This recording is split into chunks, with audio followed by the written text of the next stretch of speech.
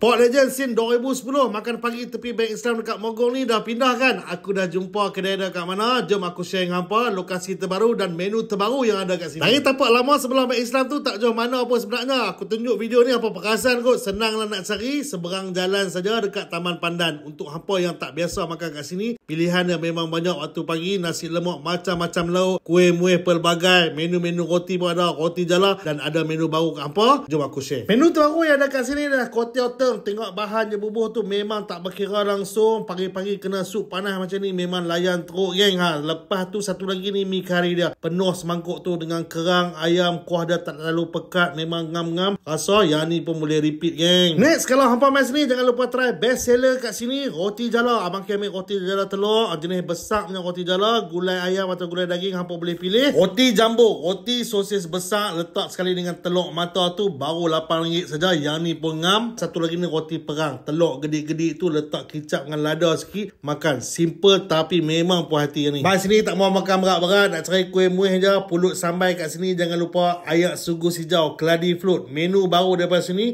lemak manis tu cukup ngam geng. Dan macam biasa Abang Ki teh tarik Nescafe Ice sini memang kita selalu bungkus. Memang daripada Bancuh memang cun-cun. Pakak-pakak boleh mai kat sini no. Faizah roti perang dekat Taman Pandan. Jumpa lagi geng. Assalamualaikum.